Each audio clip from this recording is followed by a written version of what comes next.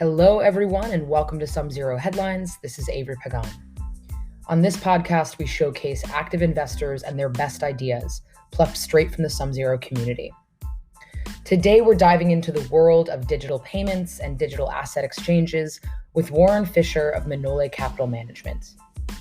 E-commerce, mobile payments, buy now, pay later, these were all already evolving concepts before COVID hit.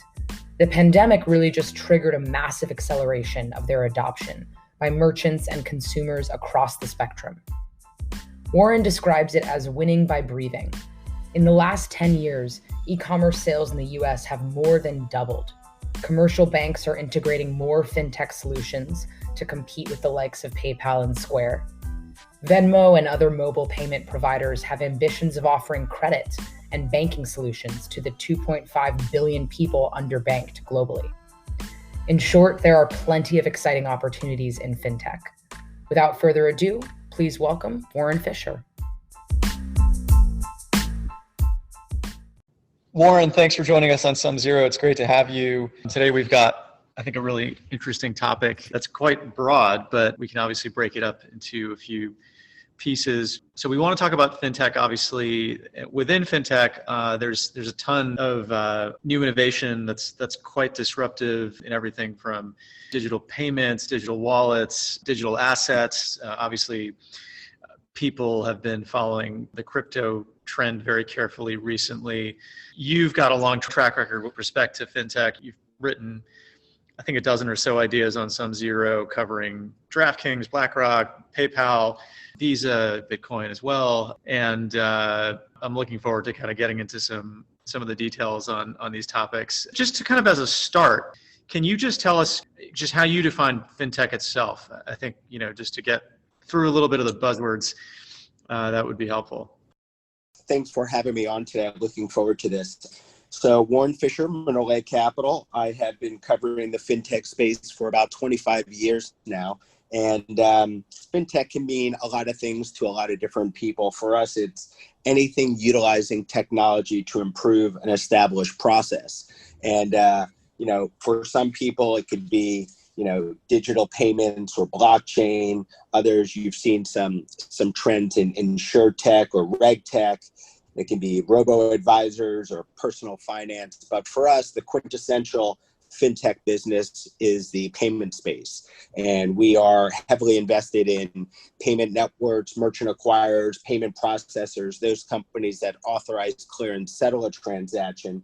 And we typically will stay away from another segment of fintech, what I'll call digital banks or alternative finance, because just like we don't own financials because they often are opaque, have complex balance sheets, we tend to avoid credit-sensitive businesses. We just prefer transaction-based businesses that generate predictable, sustainable, recurring revenue. And in the payment space, we're able to make money on a revenue per swipe basis.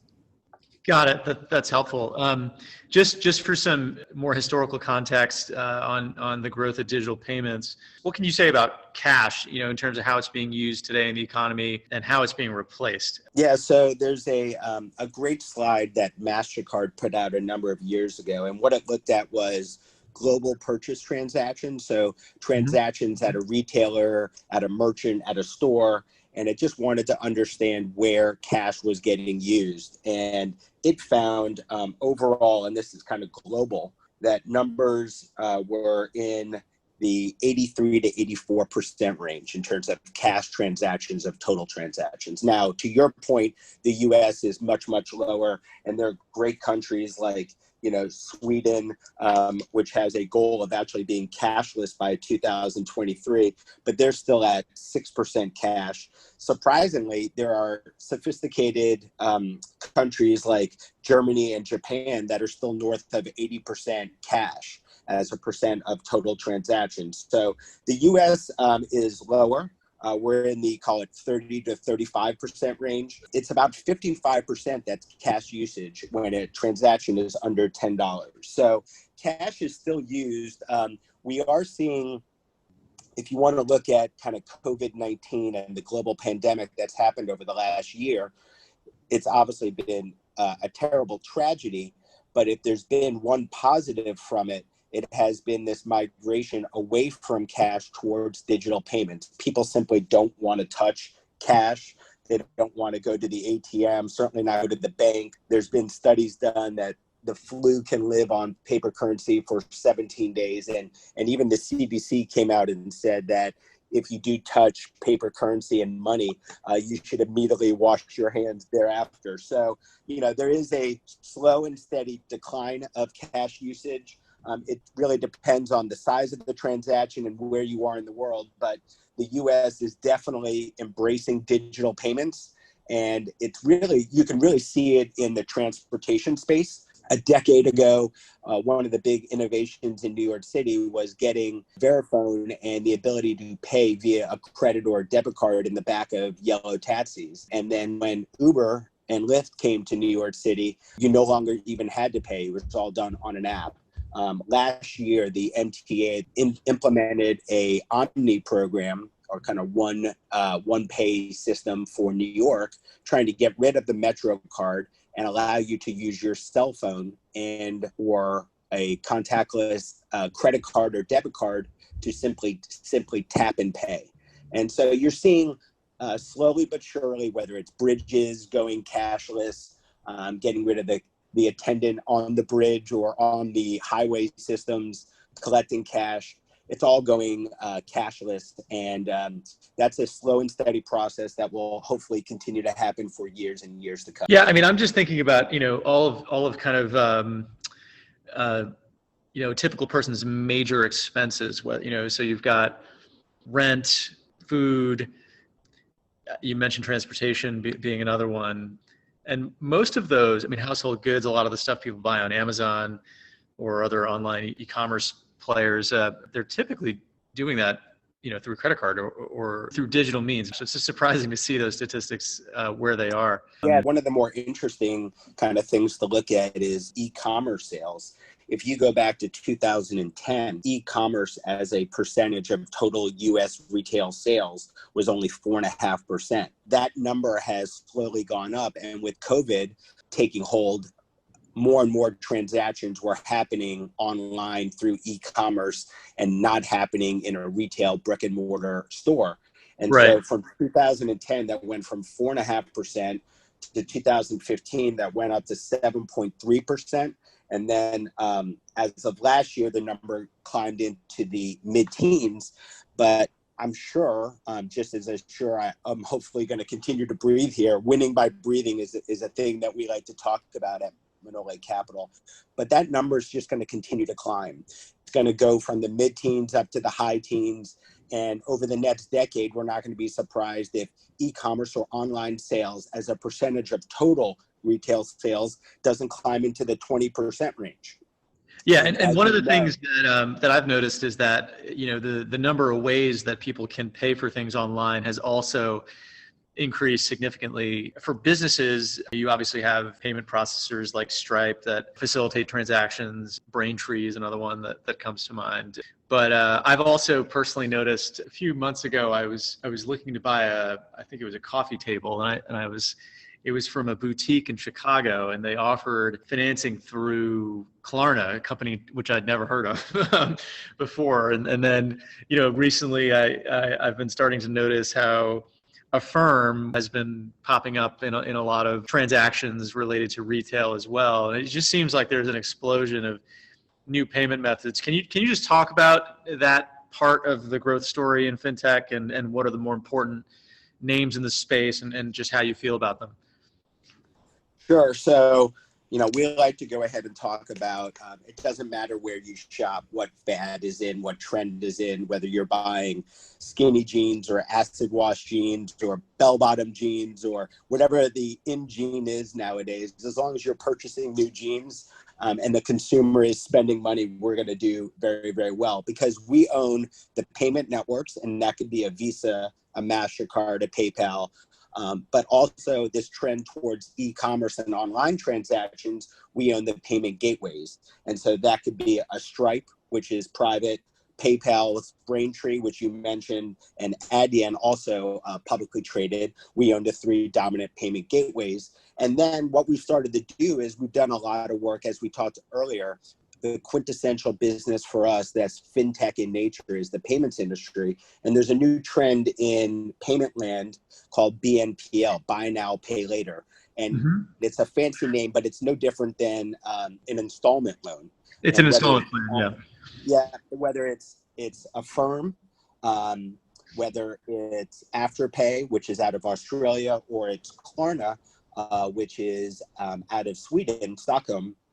Those are your three dominant buy now, pay later companies. And we've been doing a lot of work on it. Two of them are public, Affirm and AfterPay. Klarna is private. And, whether it's the networks we talked about earlier, the payment gateways, or buy now, pay later, we just want to be, if you're buying something online, you're not using cash. And so however that transaction is going to happen, we want to get a small touch of it. And that's really kind of our way of looking at the payment channel. I think it'd be worth, just to educate listeners, on a typical $100 transaction, where is the $2.50 going to? I mean, how much is going to Visa? How much is going to Stripe, say, or the payment gateway? How is it all split? Sure. So on a typical $100 credit card transaction here in the US, there'll be about $2.50 in fees that go to a few different parties. The card issuer, the person, the bank, the entity that gave you that credit card, whether it's Bank of America, Wells Fargo, Citi, Chase, they're going to earn the vast majority of the economics. They're going to earn 70% of that $2.50 or $1.75 in fees. But they have costs, right? They have risk that I do or don't pay my bill back at the end of the month. I declare bankruptcy, whatever it might be. And they also have fees associated with that in the terms of miles or points or reward systems that they give me for having my credit card. We typically stay away from that credit sensitive, riskier business. What we focus in at Manole Capital is we like predictable, sustainable, recurring revenue. And so we invest in the payment networks. So that's Visa, Mastercard, PayPal, and they'll earn 6% or roughly 15 cents of that $2.50 fee.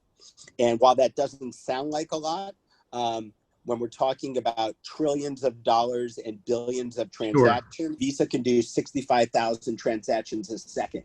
And so getting that almost riskless transaction fee and revenue is really attractive to us. And so we do have exposure in that space. And then we also invest in that, what you earlier mentioned, Square, the merchant acquiring space and the payment processing space.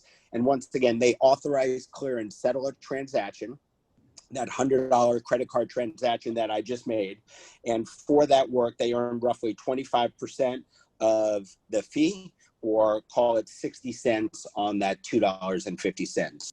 So what would you say is the biggest threat? I mean, I guess in the news, at least, it seems like the crypto community are thinking a lot about how to get a piece of this pie of fees currently accruing to the merchant gateways and the credit card and the banks.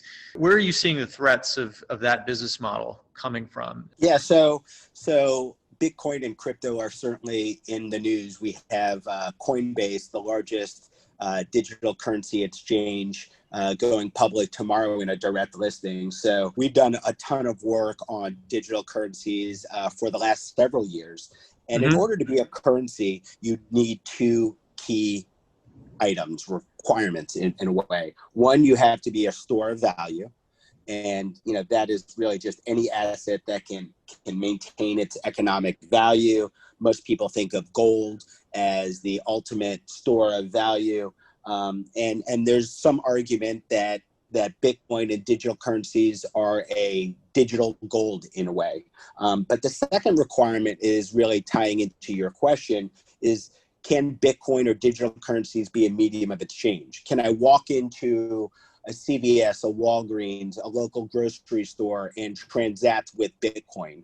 And for years, the answer to that question was no. We have seen over the last several years the adoption and embrace in a way from whether it's retail or institutional clients as Bitcoin has become a store of value. There's roughly $1 trillion of Bitcoin value outstanding right now, and to compare that to gold, it's anywhere from 10 to 12 trillion dollars. I mean, I think the Bitcoin use case is very different, and maybe not a threat to credit cards. But recently, Visa made headlines when they settled their first crypto transaction using USDC, which is a stablecoin.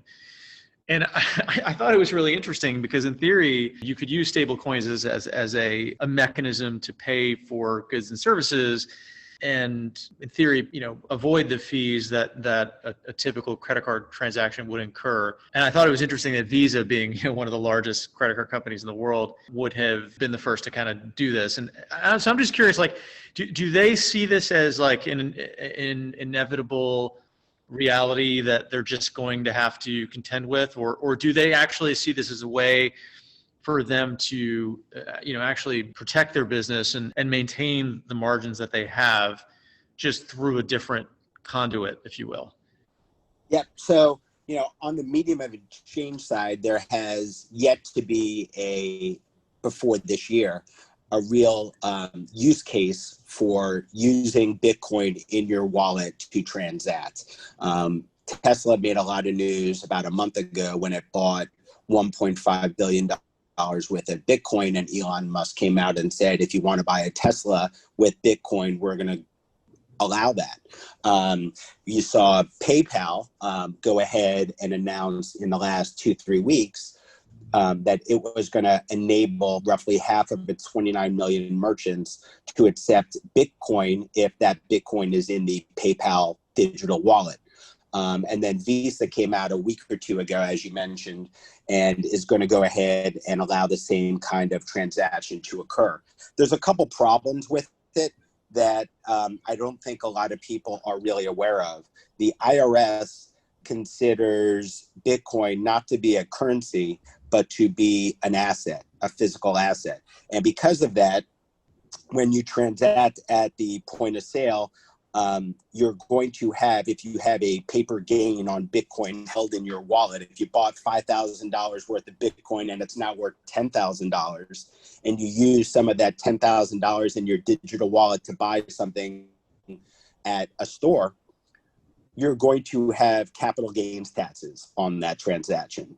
And so until the IRS deems Bitcoin to be a currency, to be used at the point of sale, I think a lot of the people who use Bitcoin in their digital wallet to transact are going to be, very surprised to see a tax bill at the end of the year. And so I think Visa and PayPal and Square are all looking to go ahead and allow their retail customers to use Bitcoin when they transact. But the reality is it's going to be a very costly transaction.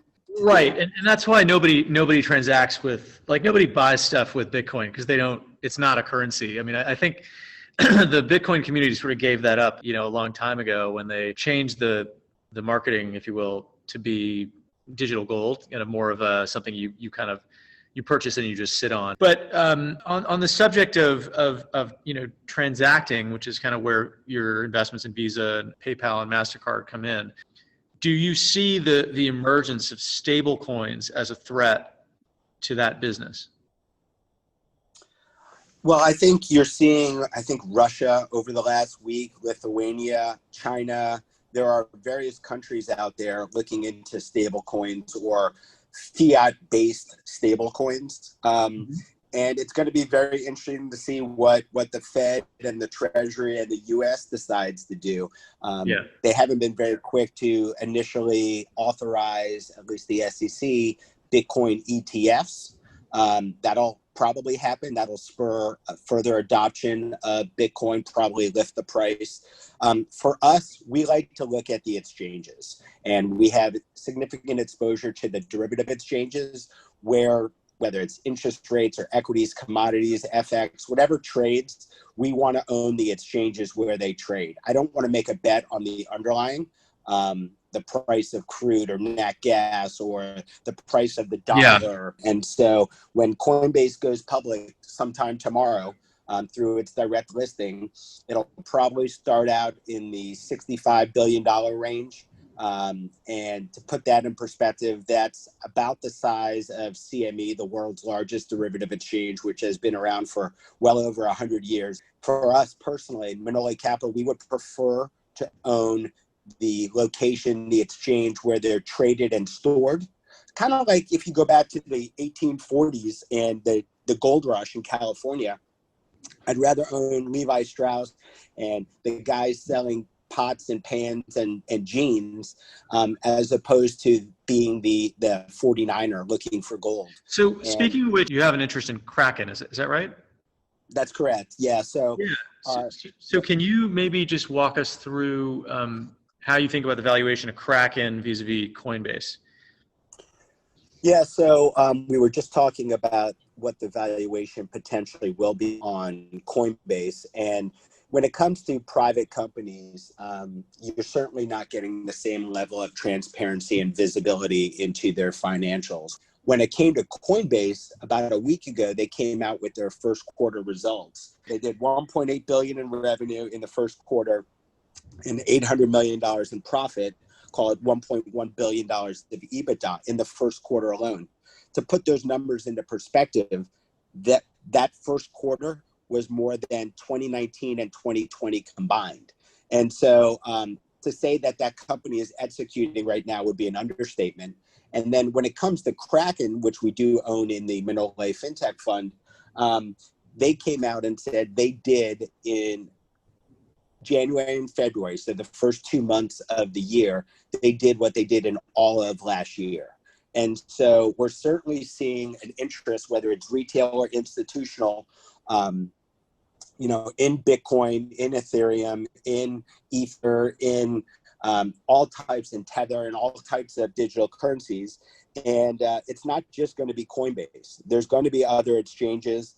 And we're excited that, Kraken can follow Coinbase's lead and in a month or two potentially either raise money or come to market themselves via a direct listing or an IPO. Where does Kraken rank in terms of total digital asset, trading volume? Coinbase is definitely number one. We've seen results that Kraken is probably the third or fourth player in terms of exchange traded volumes.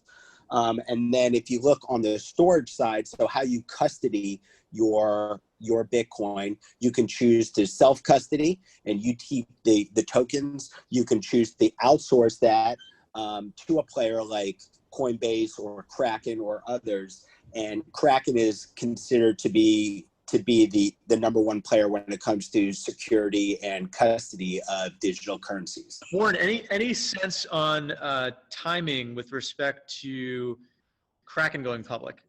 Yes, so the rumor is, and these are just rumors that we're hearing, is that Kraken is looking to raise some additional capital over the next, call it 2 to 4 weeks.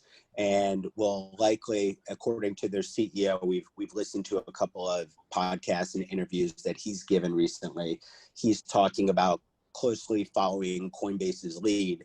So that would probably lead to a direct listing or an IPO of Kraken over the next probably 2 months. Interesting. As far as PayPal goes, I was just looking this up. It's a $320 billion market cap company, which puts it at a size that's larger than Goldman Sachs, not far off like a JP Morgan. How much room does that have to go? So on SumZero, we published a note on PayPal going back to late 2016 when it got spun out of eBay. And we really saw the opportunity with monetizing Venmo, their P2P payment platform, and just the opportunity outside of eBay that PayPal could do. And you talked about its market cap. I thought it was interesting. Last month, PayPal's market cap eclipsed Mastercard's market cap for the first time.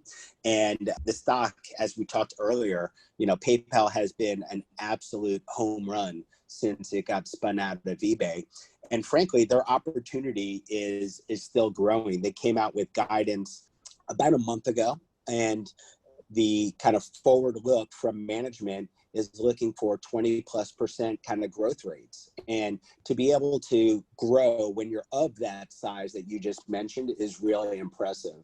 I think we're just scratching the surface when it comes to their ability to monetize Venmo and P2P, person-to-person, peer-to-peer payments. Yeah, I'd love to hear about that. How do they monetize Venmo, or what's the plan? So you and I go out to lunch today, and you pay the $20 check, and I'll go ahead and Venmo you $10 for the sandwich that I had. For that transaction, they're not making any money, zero. What they want to do and take this, and we laid it out in that note a couple years ago, is that you have now $100 or $200 or $300 in your Venmo account.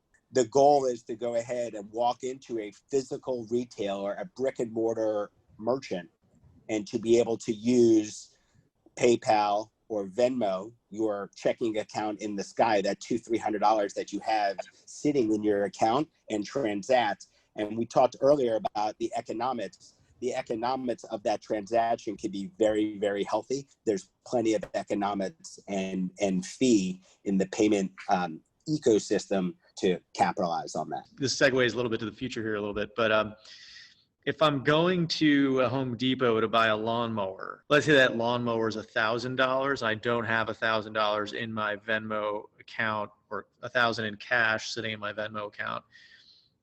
Will I be able to use Venmo as effectively a line of credit to purchase that? Absolutely. We talked a moment ago about BNPL, buy now, pay later. And so the fourth competitor after Affirm and AfterPay and Klarna, PayPal has launched their own buy now, pay later product. And so when you walk into Home Depot and you buy your $1,000 lawnmower, and that's probably a pretty good lawnmower, $1,000. I think they've come down in price. But so you could use your Visa or MasterCard or Amex card to transact, and you're basically doing a line of credit with a bank. And that goes to the economics we talked earlier about being a card issuer. You can do it as a debit account transaction. If you have the $1,000 in your Bank of America account and you use your B of A Visa card, debit card, you can do that. Or you can do buy now, pay later. And what PayPal is going to do and launch is they can look in and say, you've got $300 in your Venmo or PayPal account, and you're trying to buy something for $1,000. Let's go ahead and essentially give you a line of credit of $700, and then you'll pay that $700. What is that? $175 per week for 4 weeks. And so it's really interesting. It's no more than just an installment loan, right?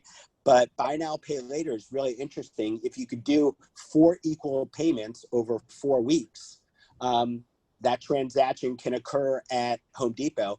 But what's different is instead of being 2.5% for Home Depot, that transaction could be at 5 to 6% for Home Depot. So there's $50 to $60 in fees for the buy now, pay later company that handles that transaction. And so, how long are Home Depot going to be willing to give up 5 to 6% of that $1,000 lawnmower transaction? Because their margins on that lawnmower probably weren't even more than 10%. So, that's an interesting example, but that's where it's going. And PayPal is absolutely going to come up with a buy now, pay later product, roll that out. They're also going to roll out a pay with Bitcoin product, because you might have $200-$300 in your PayPal Venmo account, but you also might have, $500 in Bitcoin in your digital wallet. So it's very complicated, but the end goal is to allow the consumer to transact any way he or she wants. And would you say that Cash App is going to run the same playbook, or what is their differentiation versus Venmo?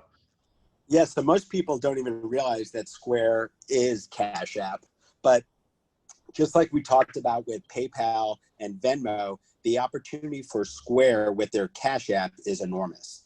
And what's different about Square's kind of how they come to market is you got to realize Square is a merchant acquirer. They literally have millions of small and medium-sized businesses, that local coffee shop, that local food truck, who is using Square on the point of sale. It started out being that dongle white piece of plastic that you inserted into the phone jack on your iPhone so they could accept a swipe of a card. And now they've gone to QR codes on your phone, using the camera on your phone to act as a point of sale acceptance device. But what Square wants to do is marry the several million Cash App wallets, in a way, with their tens of millions of merchants. And when you start combining the consumer walking in with their cell phone to transact into a merchant that's already a Square merchant accepting client, you've really closed the loop. And what's interesting about them, didn't they recently also get a banking license? Yeah, so last year they got I want to say it was Utah banking license, and they're going to go ahead and start to offer a lot of products. They have a tax product that they can offer to clients. They have a payroll product that they want to offer to merchants. So if you're a merchant, you're the local coffee shop, and you're a Square merchant acquiring customer, why not offer that customer payroll and inventory management, and also offer them banking services? So I don't necessarily need to have, if I'm that coffee store, a Bank of America or a Citi or a Chase or a Wells Fargo account. I can actually have my bank account with Square as well. And so it can start to offer more and more services to their customers. And that's really their long-term model, what Square wants to do. And we talked about what the long-term model is for PayPal. That's what they want to do on the consumer side, just offer more and more products to their loyal customer base. Yeah, it sounds like there's just tremendous option value, given that they kind of have a stake in sort of both sides of the network, and as you said, marrying the customer with the merchant. So we've started to hint at the future a little bit in terms of where payments are going and kind of how e-commerce is progressing. One of the themes that a lot of people get really emotionally caught up on is the threat that e-commerce is putting on brick and mortar. And just curious to get your thoughts on what the future is for brick and mortar, and how brick and mortar will ultimately compete. Sure. I mean, brick and mortar isn't going away. There will always be a need for physical locations and merchants and retailers, but you really need to be omnichannel. You need to be able to buy online and pick up in store, what's called BOPIS. You need to be able to marry your physical location with your online presence, and it has to be seamless. And that's where we see a lot of the payment gateways coming in and really thriving, is that seamless marrying of physical retailers and the online e-commerce channel. But the three primary areas of growth that we foresee and see in payments are contactless and mobile-based payments. Over time, the next 3 to 5 to 7 to 10 years, we fully anticipate replacing the leather wallet in your pants pocket, in your jeans pocket, with your phone. The second primary area of growth that we see in payments is e-commerce. And we talked that COVID has been a tailwind for e-commerce and online transactions away from brick and mortar. And then kind of the third area of growth that we see in payments is there's still 2.5 billion people around the world that are underserved by banks. In the US, 8 out of 10 Americans live paycheck to paycheck. 58% of Americans have less than $1,000 in savings, yet they still need to pay for goods and services. They still need to pay monthly bills. And so you're seeing companies like Walmart and Amazon partner up with banking products and banking companies and payment companies to offer those financial services. We talked a moment ago about Square having its own bank. And so things happen slowly in payments, but slowly and surely you are seeing more financial services being done online and more bank-like products being offered in unusual channels, whether it's at Walmart, on Amazon, or others. Do you think that regarding the unbanked, that they sort of circumvent the traditional banking system entirely? Whether it's someone unbanked in the U.S. or I'm thinking about the hundreds of millions of people in India who don't have traditional bank accounts. What is their on-ramp to a digital payments system? Sure. So it's interesting to look at some emerging markets. People like to think that emerging markets are behind us, but there's a product that really a success story in the payment land called M-Pesa. And in Kenya in 2010, M-Pesa was launched in partnership with Vodafone and Safaricom using people's cell phone because they do have their cell phone with them at all times. People don't have landlines necessarily in Kenya, but they do have cell phones. And so you've seen that digital technology really take off and replace traditional payments. M-Pesa is probably one of the most successful new payment initiatives over the last decade. I look at it and say Western Union in money transfer, it's 170 years old. And so the movement of money from point A to point B has been very traditional in the sense that it's cash to cash involving agents. But now we can use our phone and I can send money to you with a simple text, a cross-border transaction. And instead of having massive fees that sometimes are in the 10% range of face value, that can be $1 or $2. And so you are seeing companies embrace financial services, whether it's payroll or lending or taxes. We talked earlier about Square marrying their 3 million merchants to their 36 million Cash App users. But we're going to see banks lose market share if they're not willing to adapt. Some banks are good about adopting fintech and adopting new technology and not burying their head in the sand. But unfortunately, banks are not known for being technologically savvy. And kids nowadays, whether it's Gen Z or millennials, don't necessarily need a bank account like you and I did in college. They feel that they can go ahead and pay all their bills and make all their payments in Square and PayPal and others. So we're seeing a seismic change happen. Once again, it happens slowly, but when it happens, it will be sizable for the incumbents and for the many of the new fintech companies that we've talked about today. Yeah, Warren, you mentioned some of the banks not being, or some of them burying their heads in the sand, and some being more progressive. I think one of the most interesting pieces of news, I think it was just like this week actually, was Jamie Dimon's annual letter. What he said that I thought was so interesting was pointing out that he actually thinks of tech as a bigger threat to his business than the other banks, which I think is very consistent with our conversation today. I know you don't cover financials or traditional banks so much in your fund, but which of the banks do you think, and we can probably end with this, but which of the banks do you think do get it and are changing their business model to reflect this new reality of how people want to transact? Yeah, so what you're talking about was Jamie Dimon's 2020 annual shareholder letter. And in it, he basically calls out his own bank. He's essentially, it's a shot across the bow at JP Morgan. Right. He is saying, fintech is going to eat our lunch if we don't go ahead and adapt and embrace change and technology. He was warning the bank and the employees that we need to adopt change and not be scared of change.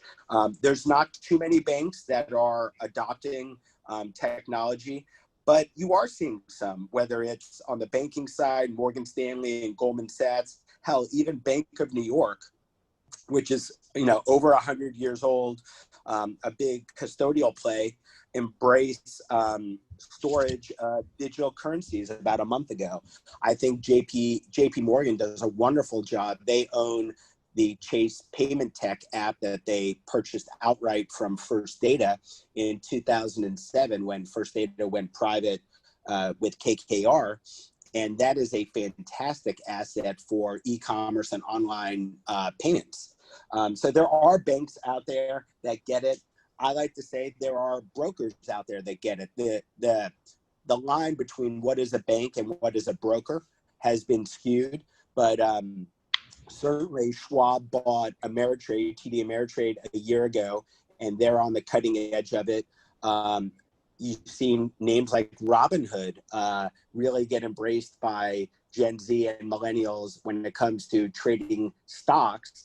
That's going to morph into trading digital currencies. And we'll see Robinhood probably go public sometime this year once they get rid of some of that bad PR they had from the late January meme stock and GameStop issues. Right. So there are companies that are getting it. It's slow and steady. Once again, it's more evolutionary than revolutionary, but there's a lot of money at banks and brokers, and they'd be foolish if they weren't looking towards fintech for new ideas and a better way to do things. And, that's really what we do on an everyday basis. We're doing research on existing incumbents and what they can do to adapt. And if they're not willing to adapt, that's another story altogether. Well, Warren, this was incredibly insightful, and thanks for spending the time to go over what is becoming one of the more exciting sub-industries within technology, more broadly speaking. So, looking forward to staying in touch, and thanks again for providing all your insights on the subject matter. No, thank you. I appreciate the time. Thanks.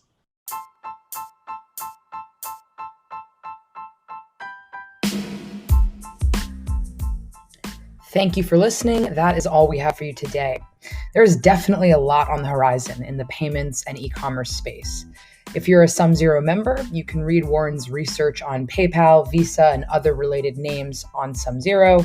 If you're a capital allocator with our Cap Intro program, you can find his fund, Manole Capital Management, listed on the platform. Lastly, if you are an individual investor interested in joining SumZero, please reach out to access@sumzero.com to learn more about our options for you. Thanks again for joining us. We hope you learned something. Have a great rest of your day.